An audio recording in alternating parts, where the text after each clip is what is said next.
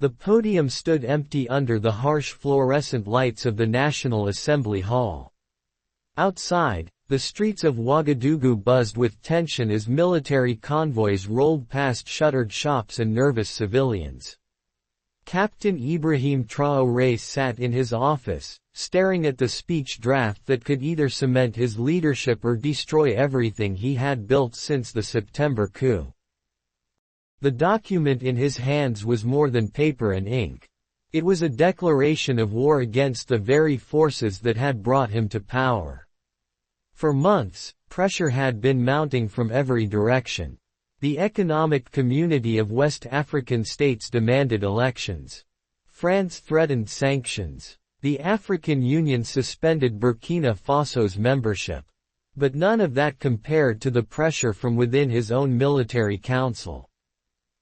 General Mamadou Kaboré knocked twice before entering. His weathered face carried the weight of 40 years in the Burkinabe military, and his presence commanded respect even from Traoré. "Captain, the assembly is ready. The cameras are positioned. The speech will broadcast across the nation in 30 minutes. Traoré looked up from the draft. "Have you read it?" "I have." Kaboré's voice was measured, careful. "It will change everything." The speech had taken weeks to craft.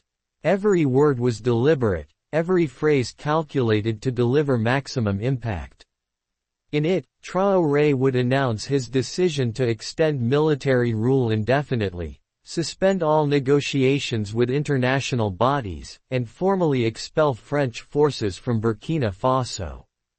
More controversially, he would reveal evidence of foreign interference in Burkina Faso's internal affairs, naming specific diplomats and international organizations. But that was only the beginning of what made this speech so dangerous. 3 days earlier, Traoré had received intelligence that would reshape his understanding of the political landscape. Colonel Abdoulaye Dicko, his trusted intelligence chief, had uncovered a conspiracy that reached into the highest levels of government. The evidence was damning. Recorded conversations, financial transfers, and coded communications that proved several military council members were working with foreign agents to orchestrate Traoré's removal. The speech contained veiled references to this betrayal, carefully worded accusations that would expose the traitors without revealing the full extent of Traoré's knowledge. It was a calculated gamble that could either eliminate his enemies or provide them with the justification they needed to move against him. As Traoré walked toward the assembly hall, his mind raced through the possible consequences. The speech would undoubtedly trigger international condemnation. Economic sanctions would follow within days. But more immediately, it would force the conspirators within his own ranks to accelerate their timeline. They would have to move tonight, before dawn, or risk losing their opportunity entirely. The assembly hall was packed with military officers, government officials, and carefully selected members of the press. International journalists had been excluded, their credentials revoked hours earlier under the pretense of national security concerns. The atmosphere was electric with anticipation and barely concealed anxiety. Traoré stepped to the podium at exactly 8 o'clock. The cameras rolled, and across Burkina Faso, families gathered around television screens and radios. In neighboring countries, intelligence operatives leaned forward in their monitoring stations. In European capitals, diplomats prepared for crisis meetings. Citizens of Burkina Faso, Traoré began, his voice steady and commanding. "Tonight, I speak to you not just as your leader, but as a soldier who has sworn to protect this nation from all enemies, foreign and domestic." The opening lines followed the prepared script, but as Traoré continued, he began to deviate from the written text. The intelligence about the conspiracy weighed heavily on his mind, and he found himself speaking more directly than originally planned. He named France explicitly as a destabilizing force, accused the United States of economic manipulation, and suggested that certain African leaders were complicit in a broader campaign to undermine Burkina Faso's sovereignty. In the audience, General Kabore shifted uncomfortably. This was not the speech they had rehearsed. Traoré was going further, pushing harder against international pressure than even his most ardent supporters had expected. The general caught the eye of Colonel Sankara, another council member, who nodded almost imperceptibly. The signal was subtle but clear: the plan would proceed tonight. But Traoré was not finished. As he reached the climax of his address, he paused dramatically and looked directly into the camera. There are those among us who believe that Burkina Faso should bow to foreign pressure, who think that our sovereignty is negotiable, who would sell our future for temporary peace. To those individuals, I say this: your time is over.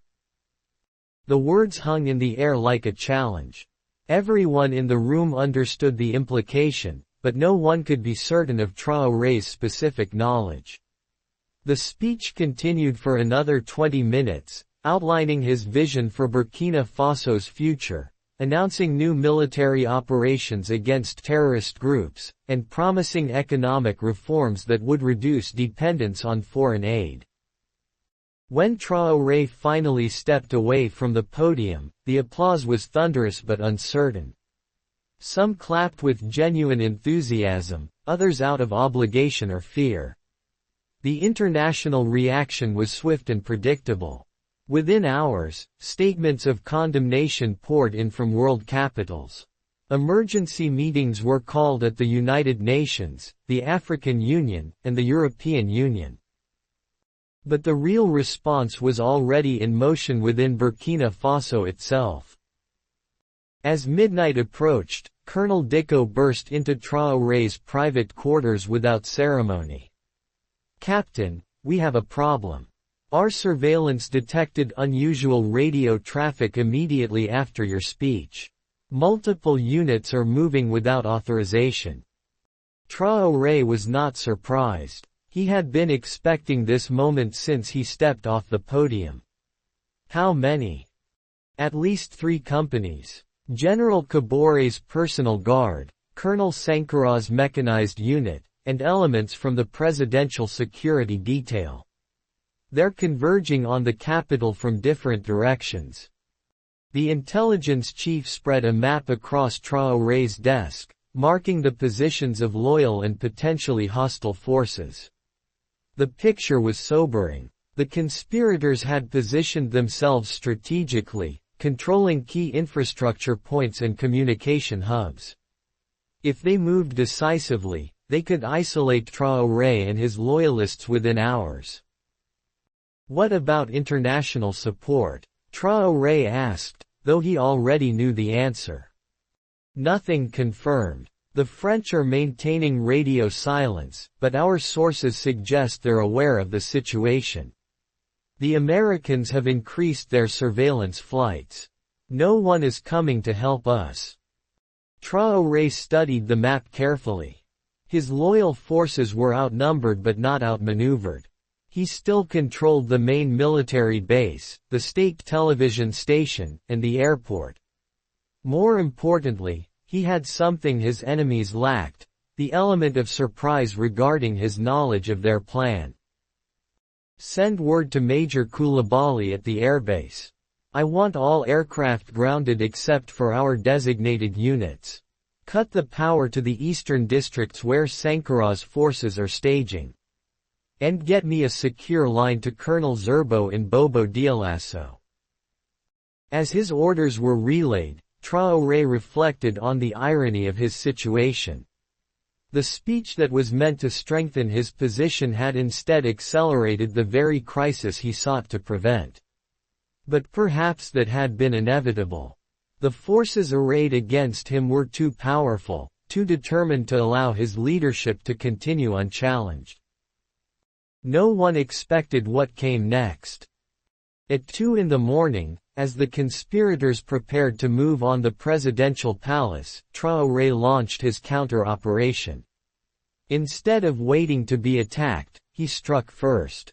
Loyal Special Forces units, moving under cover of darkness, simultaneously raided 3 locations: General Kabore's residence, the communications center controlled by Sankarah's allies, and a safe house where foreign intelligence operatives were reportedly coordinating with the conspirators. The raids were swift and decisive. Kabore was arrested in his bedroom, still in his pajamas, as he frantically tried to destroy incriminating documents. The communications center was secured before its operators could send warning signals to the approaching military units. Most significantly, the safe house raid yielded a treasure trove of evidence: encrypted communication devices, financial records, and detailed plans for a post-coup government that would restore ties with France and accept international oversight. But the night was far from over. Colonel Sankarah, realizing that the operation had been compromised, made a desperate decision. Instead of retreating, he ordered his mechanized units to advance immediately on the capital.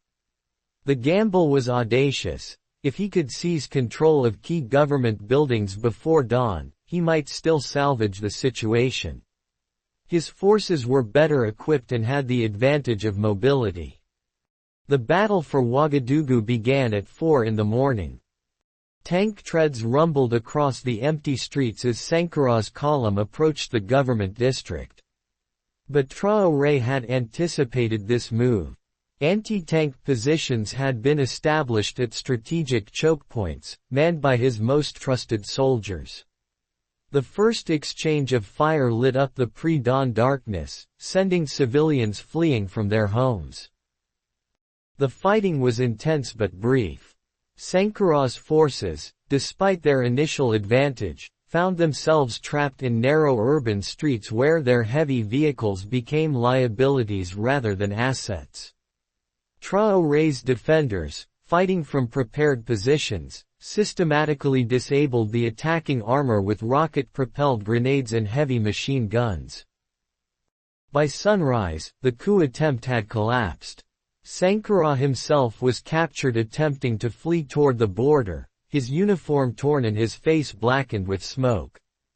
The surviving conspirators either surrendered or disappeared into the countryside, their carefully laid plans in ruins.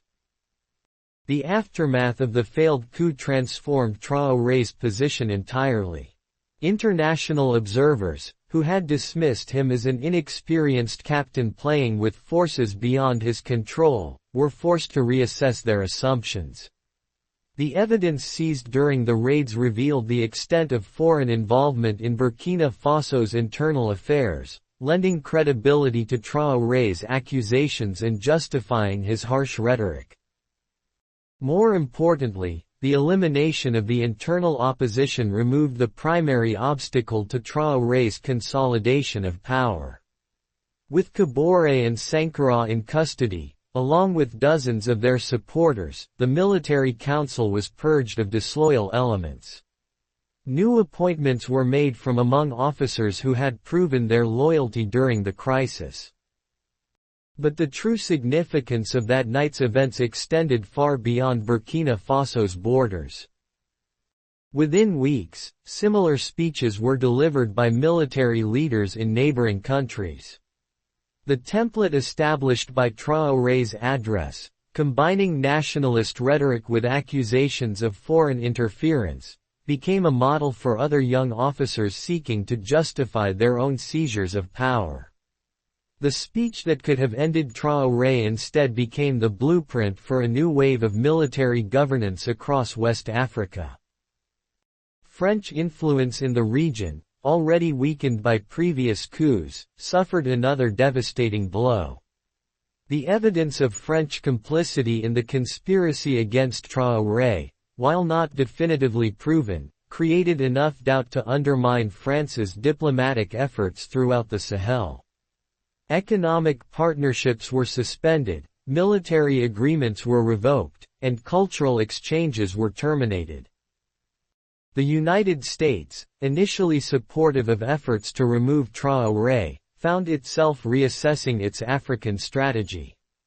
The failure of the coup demonstrated the limitations of indirect intervention and the risks of backing unreliable local partners. American policymakers began to explore alternative approaches to engaging with military governments they could not easily remove. For Traoré personally, the events transformed him from a reluctant revolutionary into a confident regional leader. The speech that had seemed so dangerous in prospect became the foundation of his political legitimacy. Citizens who had initially viewed him with skepticism began to see him as a leader who could stand up to foreign pressure and defend national interests. The international community, meanwhile, struggled to respond effectively to Traoré's consolidation of power. Sanctions proved ineffective against a leader who had already severed economic ties with traditional partners. Diplomatic isolation only strengthened his position domestically, as citizens rallied around a leader who appeared to be under attack from hostile foreign forces. 6 months after the speech, Traoré announced his intention to remain in power indefinitely, citing ongoing security threats and the need for stability.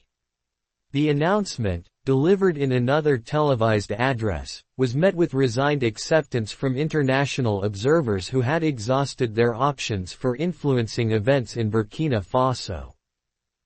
The regional implications continued to unfold throughout the following year. Military governments in Mali, Niger, and Guinea began coordinating their policies more closely, creating an informal alliance of military-led states that challenged traditional power structures in West Africa.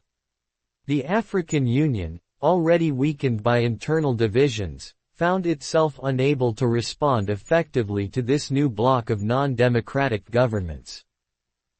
European Union efforts to maintain influence in the region through economic incentives proved largely unsuccessful. The military governments, having survived the initial period of international pressure, demonstrated that they could function without traditional partnerships. Alternative relationships with countries like Russia, China, and Turkey provided new sources of military equipment, economic investment, and diplomatic support. The transformation was perhaps most visible in Burkina Faso itself. Infrastructure projects that had been stalled for years under civilian leadership were completed within months of Traoré's consolidation of power. New military partnerships provided advanced equipment for fighting terrorist groups. Educational reforms emphasized technical skills and national pride rather than liberal arts and international perspectives. But the changes came at a cost. Press freedom virtually disappeared as independent journalists were arrested or fled the country. Civil society organizations were disbanded or placed under government control. Political opposition was systematically eliminated through arrests, exile, or intimidation. A year after the speech, Traoré granted his first interview to an international journalist. Speaking from his heavily fortified palace, he reflected on the events that had brought him to power and the choices he had made since then. "That speech saved my life," he said, referring to the address that had triggered the coup attempt. "It forced my enemies to reveal themselves before they were ready to strike." When asked about his long-term plans for Burkina Faso, Traoré was characteristically direct. "Democracy is a luxury that poor countries cannot afford. Our people need security, employment, and dignity before they need elections.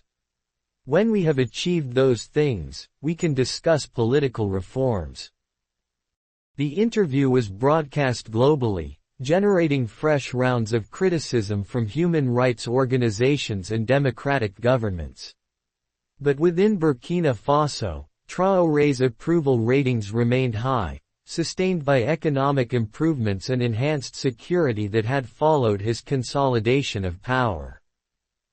The regional transformation continued to accelerate.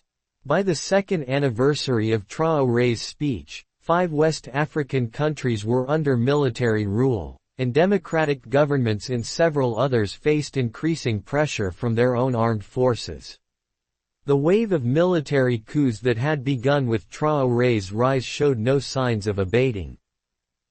International efforts to reverse these trends proved largely ineffective. Economic sanctions created humanitarian hardships but failed to weaken military governments that had learned to function with limited international trade. Diplomatic isolation only strengthened the bonds between military-led states, which began developing their own regional institutions and partnerships. The speech that could have ended Traoré had instead marked the beginning of a new era in African politics. The young captain who had once seemed overwhelmed by the forces arrayed against him had not only survived but thrived, becoming a model for other military leaders seeking to challenge the international order. As the third anniversary of that pivotal night approached, Traoré prepared for another major address to the nation. The speech would announce his decision to formalize his rule through a new constitution that would grant him extensive executive powers while maintaining the appearance of civilian governance. International observers prepared for another round of condemnation, but their influence had waned significantly since the early days of Traoré's leadership. The young captain who had once feared that a single speech might end his career had learned that sometimes the most dangerous path is also the most necessary one. In a world where compromise often meant surrender, Traoré had chosen confrontation and emerged victorious. The speech that could have ended his rule had instead become the foundation of his legacy. The transformation of West African politics continued to unfold, driven by forces that Traoré's speech had unleashed but could no longer control. What had begun as a desperate gamble by one young officer had become a regional revolution that challenged fundamental assumptions about democracy, sovereignty, and international relations in the 21st century. If you enjoyed it, please like, share, and subscribe to FictionWire Africa. This is a fictional story created purely for entertainment.